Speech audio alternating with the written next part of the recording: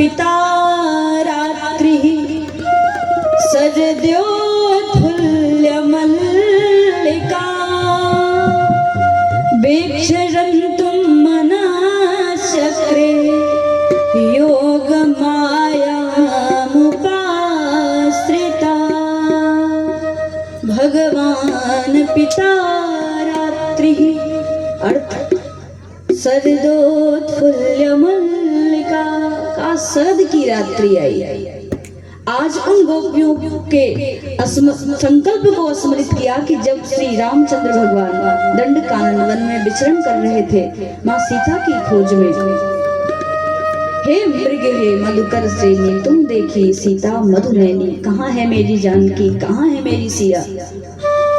जब कुछ संतों ने भगवान श्री राम का दर्शन किया, उनके रूप को निहारा, सच्ची सुंदरता क्या है। एक किसी स्त्री के रूप को कोई स्त्री उसका वर्णन करे। वैसे तो कहा मोहे न नार नारी के रूपा, कोई स्त्री कितनी सुंदर हो, बहुत सुंदर हो, लेकिन दूसरी स्त्री से यदि पूछा जाए क्या ये सुंदर है तो कहेगी नहीं, इससे सुंदर भी कोई है। किसी पुरुष की सुंदरता का वर्णन कोई पुरुष करे तब समझो सच्चा सौंदर्यशाली व्यक्ति है।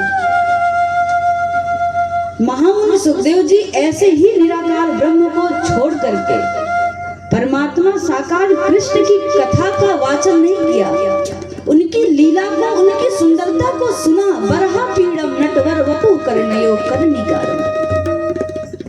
जब वह परमात्मा गोवर्धन की तलहटी से गोचारण करके आता और ब्रज वृंदावन में प्रवेश करता, गोपियां उनके स्वरूप को निहार करके स्तब्ध हो जाती, विस्मित हो जाती कि यह परमात्मा के किस अंग का दर्शन करूं। सारी गोप ग्वाला स्तब्ध हो जाते, ठहर से जाते कि यह परमात्मा श्री कृष्ण एक साधारण सा नंद का ग्वाला ही है कि यह जगत का परमात्मा कहीं साक्षात काम ही ना प्रकट हो करके आया है। ठाकुर जी हाथों में बंसी लिए, कमर में पीतांबर धारण किए, पांवों में नुपुर पैजनी पहने हुए, घुंघराले से बाल, मोर पंख धारण किए, जब गोपियों की देहली से प्रवेश करते, गोपियां निहारती, अरे चरण कमल को देखूं कि हस्त कमल को देखूं कि नेत्र कमल को देखूं कि मुख कमल को देखूं। एक अंग को देख जाती गोपी तो अपना जीवन दे बैठे।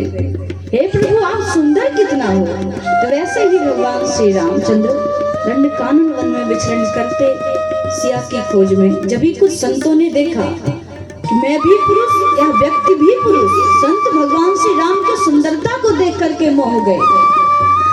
कहा भगवान आपसे मेरी कुछ इच्छा है। भगवान श्री राम ने कहा बताओ। तो कहा मैं आपसे प्रेम करता हूँ, आपके हृदय से आपका आलिंगन करना चाहता हूँ। भगवान श्री राम ने कहा देखो ठीक है, तुम मेरा आलिंगन करना चाहते हो तो आओ, मैं जिस भाव से हनुमान जैसे भक्त को हृदय से लगाता हूँ वैसे भाव से मैं तुम्हें भी हृदय से लगाऊंगा। संतों ने कहा नहीं। तो कहा ऐसे भाव से नहीं। कैसे भाव से? कहा जैसे लक्ष्मण को अपना छोटा अनुज मानता हूँ, भाई मानता हूँ, प्रेम में उसको हृदय से लगाता हूँ, आओ ऐसे तुम्हें अपने हृदय से लगाऊंगा। कहा नहीं। तो कहा जैसे पिता अपने पुत्र को देखता है तो उसे अंक में धारण कर लेता है, अंक से लगा लेता है, हृदय से लगा लेता है, वैसे हृदय से लगाऊं। कहा नहीं। तो कहा जिस भाव से आप भगवती माँ सीता को हृदय से लगाते हैं, पत्नी का भाव रखते हैं, प्रेमिका का भाव रखते हैं, प्रेयसी का भाव रखते हैं, ऐसे भाव से मैं आपके हृदय से लगना चाहता हूँ। लेकिन वाल्मीकि रामायण में कहा नहीं, रामचंद्रः परान दारान चक्षुषा नाभिपश्यति। वो मर्यादा पुरुषोत्तम है, वो एक पत्नी धारण करने का व्रत लिया है। कहा नहीं हमसे नहीं होगा। तो प्रभु मैं आपका तो कर्तव्य है, आपने व्रत लिया है, तस्मात् मत् शरणं गोष्ठं त्वन्नाथं मत् परिग्रहम्। मेरा यह व्रत है, मेरा यह परिग्रहण है कि मैं अपने भक्तों की इच्छा को पूर्ण करता हूँ। सोयम में व्रत आहिता शक्रदेव प्रपन्नाय तवास्मिति च याचते। तुम अपने प्रपन्न भक्तों को अपने हृदय से लगाते हो, प्रभु आप हमें अपने हृदय से लगाइए ना। भगवान श्री रामचंद्र ने कहा नहीं, इस युग में तो असंभव है, आने वाले द्वापर युग में मैं श्री कृष्ण बन करके आऊंगा, ब्रज प्रदेश में जन्म लूंगा, और जब तुम जितने भी संत हो मेरी प्रेमिका बन करके गोपांगनाओं का रूप धारण करके आना, तब मैं सबको अपना प्रेम की सुधा का, प्रेम रूपी अमृत का रसा स्वादन कराऊंगा। तो आज भगवान को उसी संकल्प का स्मरण आया और अपने मन में इच्छा को जागृत किया।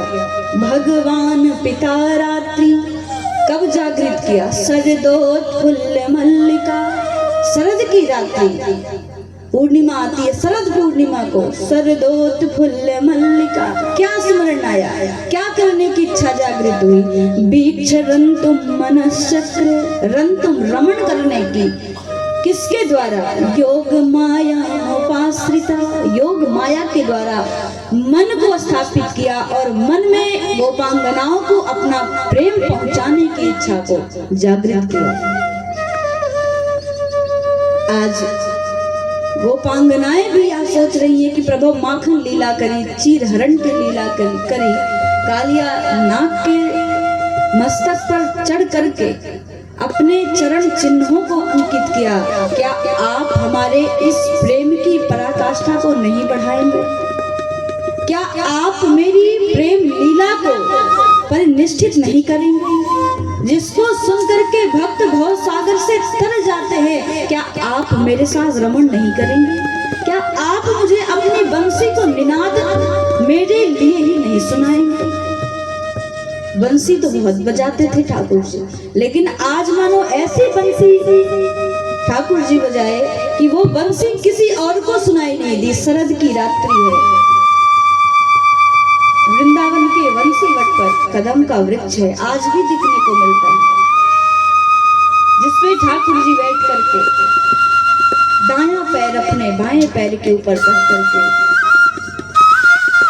नेत्र बंद करके बंसी नाद करेंगे।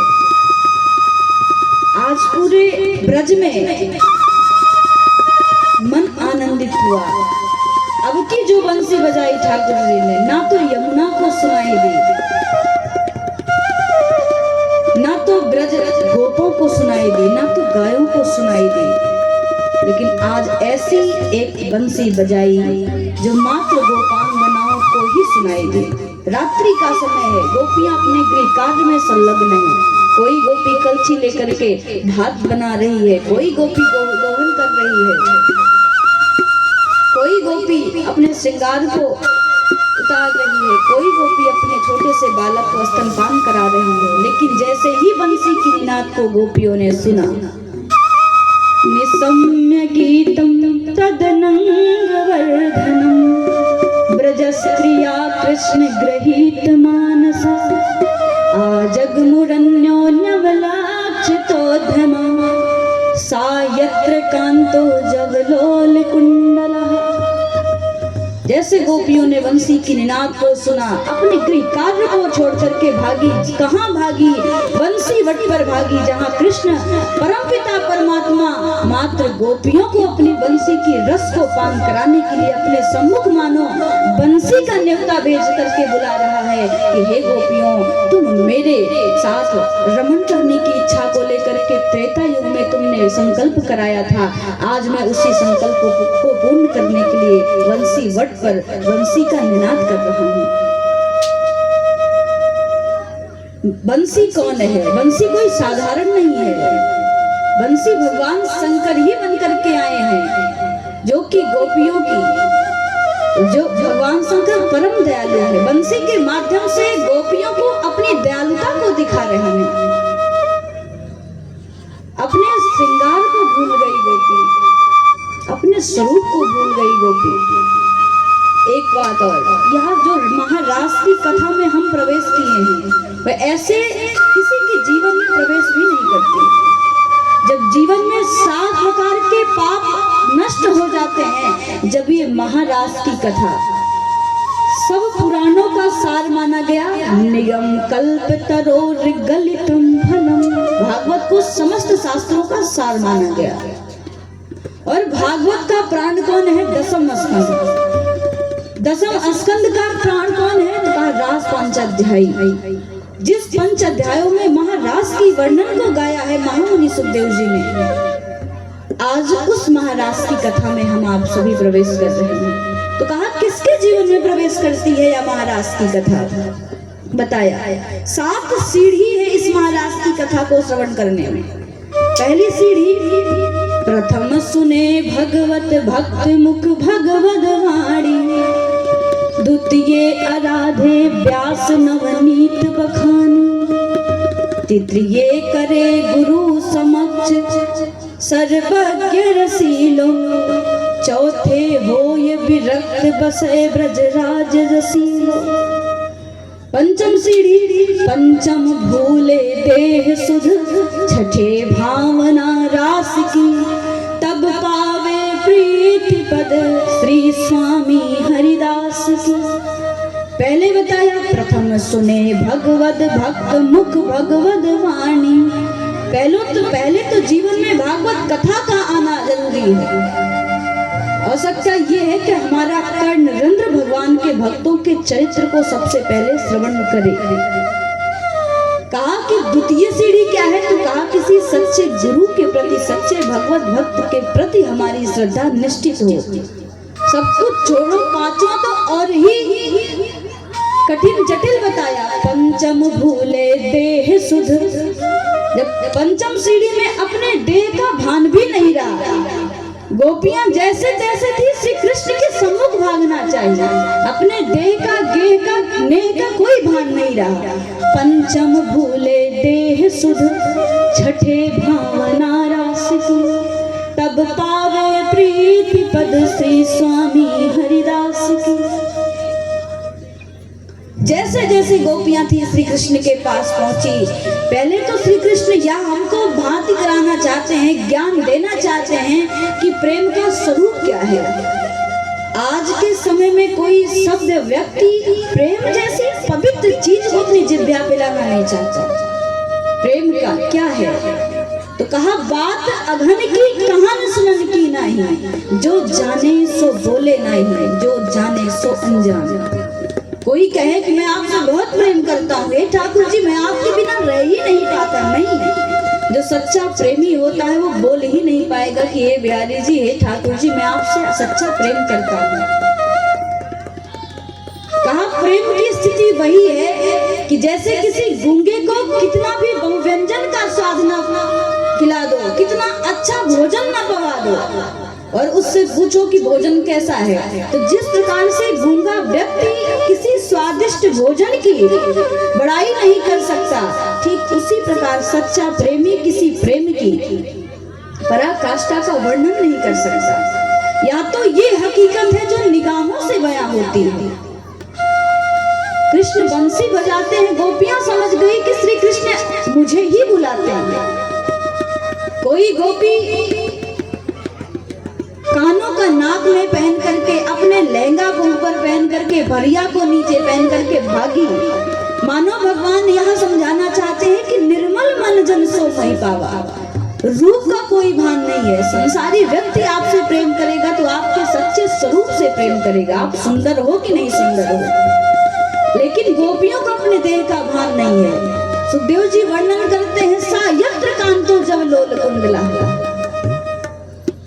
जैसे तैसे उल्टे सीधे गृह कारज निपटाए, कर उल्टे श्रृंगार गुजरिया बंसी वट पे आए। जैसे तैसे उल्टे सीधे बंसी वट पर पहुंची श्री कृष्ण ने। जैसे ही गोपियों को देखा, सारी गोपियां आज समस्त ब्रज की ब्रजांगनाएं श्री कृष्ण के समक्ष खड़ी हैं। आज वहां 11 वर्षीय श्री कृष्ण चंद्र भगवान गोपियों के समक्ष बैठे हैं। बंसी की निनाद की तान को निवेदित कर ही रहे थे। गोपियां पहुंची, आ गए प्रभु, आप हमें ही बुलाना चाह रहे थे, मैं आपके समक्ष खड़ी हो गई। लेकिन पूरा पात्र ही बदल गया जब गोपियां समक्ष पहुंची और भगवान ने उनसे सबसे पहले यही कहा, गोपियां आ गई, आप स्वागत है आपका।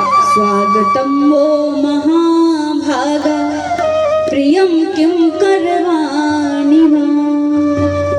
ब्रजस्यामयं कश्चिद् ब्रूतागमन कारणम्। कोई आपको न्योता देकर के बुलाए कि आप हमारे यहाँ आओ, आपको कोई सच्ची साधकता से निमंत्रित करके अपने घर में बुलाए और आप उसके यहाँ जाओ तो आपसे वो कहे स्वागतम वो महाभागा, स्वागत है तुम्हारा, स्वागत है, तुम अच्छे से चली आई, आ गई। जब आप उसके यहाँ जाओ आपका स्वागत भी करे, बुला करके स्वागत भी करे और अंतिम प्रश्न करे दे ब्रूतागमन कारणम, अपने आने का कारण भी बता दो, तो क्या कहोगे? अब आप शब्द ही नहीं, क्योंकि तुमने मुझे बुलाया है, तुम ही बताओगे किस कार्य से बुलाया है। बुला करके कोई पूछे कि भैया किस कारण से आए हो, तो अपने मन में तो एक लज्जा जैसी स्थिति प्रकट हो जाएगी कि प्रभु बुलाया तुमने, आपने हमको निमंत्रण दिया, हम आपके यहाँ आए और आपने हमारा स्वागत सत्कार किया और प्रश्न रख दिया कि ब्रूतागमन कारणम, आने का कारण क्या है। तो वैसे ही भगवान वंशी की निनाद को करके गोपियों को बुलाते हैं और पहली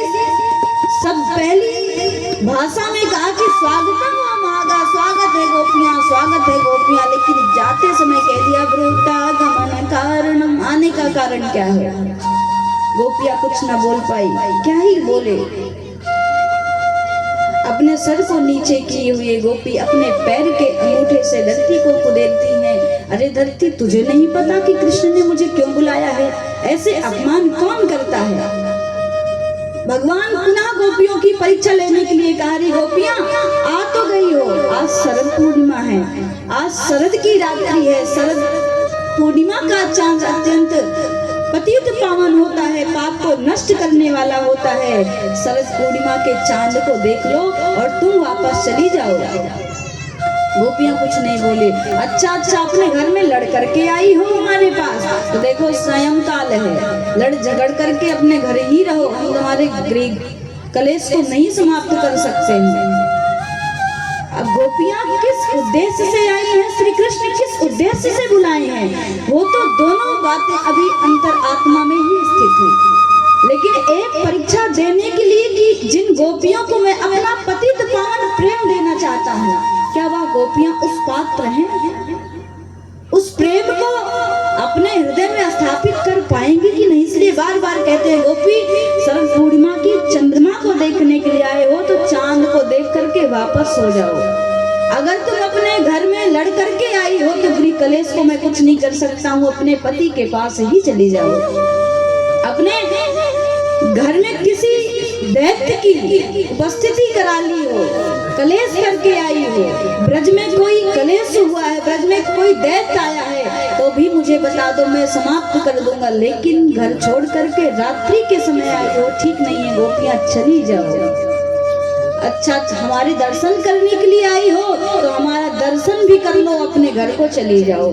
गोपियां अवाक रह गई, कुछ नहीं बोल पा रही हैं। क्या ही बोले कि श्री कृष्णचंद्र बुलाते भी हैं, अपमानित भी करते हैं, लेकिन अपमान की घूंट को पी पी करके गोपियां कहती है प्रभु आपने हमको बुलाया और ऐसा प्रश्न भी आप हमारे समक्ष कर रहे हैं कि आप आई क्यों हो? आपको नहीं पता कि मैं क्यों आई हूँ? मैं वम विभोर हति भगवान प्राण रोधम संतज सर्व विषयांस्तव पाद मूलम। हे प्रभु हम सारे विषय वासना क्लेश कलमश सबको त्याग करके आपके चरण की रज को पाना चाहते हैं, आपके प्रेम को पाना चाहते हैं, इसलिए आए हैं। वह ऐसा तो असंभव है।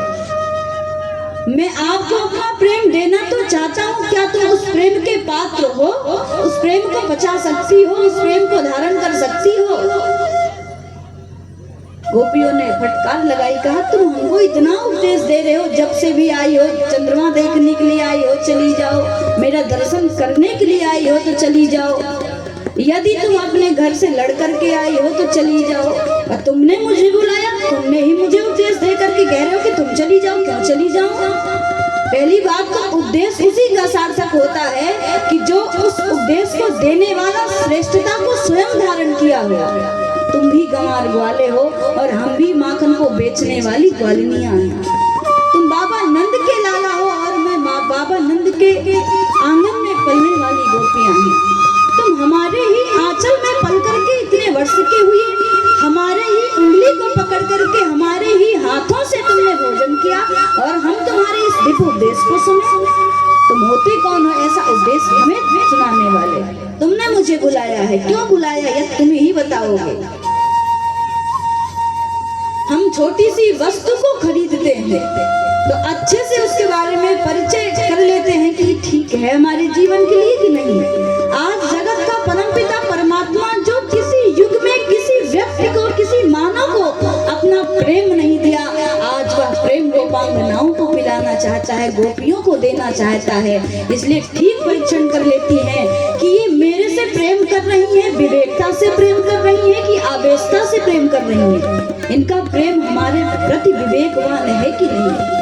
लेकिन जब अंत में गोपियों ने कहा कि हे श्री कृष्ण चंद्र भगवान, हम सब कुछ छोड़ करके आपके यहाँ आए हैं, आपके प्रेम को हम पाना, कोई सुधामृत भी हमारे समक्ष लेकर के खड़ा हो जाए और कहे कि इसका पान तुम कर लो, तुम जन्म के लिए अमर हो जाओगी, वह भी मेरे सामने तुच्छ है। मैं तो यही चाहती हूँ कि आपसे मैंने अपने जीवन पर्यंत प्रेम किया है, और आप भी जैसा प्रेम हमने आपके संग किया है वैसा प्रेम आप मुझे बदले में दे दीजिए। मैंने आपके साथ दास करने की इच्छा को जागृत किया है, और आप हमारी इच्छा शक्ति को पूरा कर दीजिए, आप मेरे साथ महारास कर लीजिए। अच्छा, रास करोगी मेरे साथ? हाँ हाँ, इस उद्देश्य से आई हो। अच्छा, लाई क्या हो मेरे लिए? भगवान के मंदिर में, भगवान के गृह में जाने से पहले व्यक्ति भोग ले जाता है, प्रसाद ले जाता है, तो हमारे लिए कुछ ले आई हो तुम? गोपियां लज्जित हुई, क्या ही ले आई हूँ प्रभु, आपने कहा है कि मुझे भाव बड़ा पसंद है, मैं भाव से रीझता हूँ, तो मैं अपने सब कार्य को छोड़ करके, देह के भान को छोड़ करके, मैं अपने आत्मा के भाव को आपके चरणों में समर्पित करना चाहती हूँ। आप हमारे भाव का ही पान करिए। रास करूं तुम्हारे साथ जो किसी के साथ नहीं किया है। रास भी उन गोपियों के साथ किया जिन गोपियों की ठाकुर जी ने चीर को चुराया। चीर हरण लीला जिन गोपियों के संग हुई, उन्हीं गोपियों के संग महारास भी हुआ। समस्त गोपियां आई। आज भगवान श्री कृष्ण चंद्र गोपियों को समस्त गोपियों को लेकर के महारास करने की इच्छा से सेवा कुंज वृंदावन में है। आप वृंदावन जाएंगे, सेवा कुंज मिलेगा, वहाँ पे राधा वल्लभ संप्रदाय से जो भी होंगे या फिर राधा वल्लभ दर्शन करने जाते हैं। सप्तनिधि हैं तो एक निधि राधा वल्लभ जी हैं। तो जैसे कि बिहारी जी निधिवन से प्रकट हुए हैं, तो वैसे राधा वल्लभ दर्शन दुर्लभ, उनका दर्शन करना ही दुर्लभ है। उनकी प्रागट स्थली सेवा कुंज है। आज सेवा कुंज में ठाकुर जी का, राधा रानी का चरण निशान मिलता है। आज उस सेवा कुंज में समस्त गोपियों को ले आकर के ठाकुर जी उनके संग रास किया, और रास करते कोई गोपी श्री कृष्ण को आदेश देती, अरे श्री कृष्ण मुझे जल पान करना है, तो ठाकुर जी अपनी बंसी से कुंड को प्रकट करते, गोपियों को अपनी अंजलि से जल को पान कराते। कोई गोपी कहती, कन्हैया ग्रीष्म ऋतु है, मुझे गर्मी लग रही है, तो अपने पीतांबर से पंखा भी जलते। आज उन गोपियों के मन में एक दंभ प्रकट हो गया, एक अहंकार की वृत्ति प्रकट हो गई। आज गोपियां सोच रही हैं, जो जगत का परमात्मा है, उमादार जो सिद्ध की नाही, सब ही नचावत राम गोसाई, जो जगत को नचाता है, आज मैं उसी परमात्मा को अपने इशारे पे नचा रही हूँ। कोई गोपी कहती, कन्हैया मुझे आपके गर्दन पर बैठना है, आपके सीने से लगना है, आप मेरा आलिंगन करो। वह कृष्ण परमात्मा उन गोपियों के इशारे पे नाच रहा है। गोपियों के मन में अहंकार की प्रवृत्ति को जैसे ही कृष्ण भगवान ने देखा, तुरंत गोपियों के मध्य से अंतर ध्यान हो गए, मानो कि किसी के शरीर से प्राण ही उड़ जाए, जैसे शरीर की अवस्था चेतन हो जाती है। आज गोपियां देखती हैं कि हमारे संग अभी श्री कृष्ण थे और हमें छोड़ करके चले गए। गोपियां छटपटाई, गोपियां मानो अपने प्राण को त्याग देंगी। हे प्रभु, आप तो 1000 फन वाले कालिया नाग को नाचने वाले हैं, उसके मान को भंग करने वाले हैं, उसके विष का पान करने वाले हैं, और आपने क्या हमारा अहंकार नहीं सहा? आपकी एक स्मृति ही, आपकी की एक मुस्कुराहट ही हमारे अहंकार को समाप्त कर देती। आपने हमारे प्राण को पीना चाहा, पूतना के प्राण को पिया तो आपने इसलिए पिया कि पूतना पापिनी थी। पूतना लोक बालाग्नि राधिका रुचिरासा, कहा कि वो रुचिर को धारण करने वाली थी, विष का पान करने वाली थी। जब आपने पूतना के प्राणों को पी लिया, पूतना का उद्धार किया, आज हम आपके समक्ष सब कुछ समर्पित करके आए हैं और थोड़ा सा अहंकार की भावना को देख करके आप हमें छोड़ करके चले जाए। एक बार मुस्कुरा देते, हम अपने अहंकार को भूल जाते, हम अपने मान को भूल जाते। अच्छा, मान और अभिमान में बहुत भेद है। मान किसे कहते हैं, अभिमान किसे कहते हैं? तो कहा कि अपने पे यदि गर्व हो, अपने पे अपने किए कराए पे अभिमान हो, तो ये भगवान स्वीकार नहीं करते हैं। अभिमान मतलब साधारणता से कह सके तो घमंडता, मान मतलब किसी से रूठना। तो यदि माननीय गोपी बनती, रूठ जाती श्री कृष्ण से, तो कृष्ण मना भी लेते, लेकिन अभिमान को धारण किया। हमारे जैसा कोई नहीं है, हमने जगत के परमात्मा को अपने सारे पे नचाया है, जगत का परमात्मा हमारे सारे पे नाच रहा है। अभिमानित हुई गोपियां। जब कृष्णचंद्र भगवान गोपियों को छोड़ करके चले गए, गोपियां को जड़ चेतन न जानत है विरही जन, कभी तुलसी से पूछती कि मेरा कृष्ण कहाँ चला गया, जमुना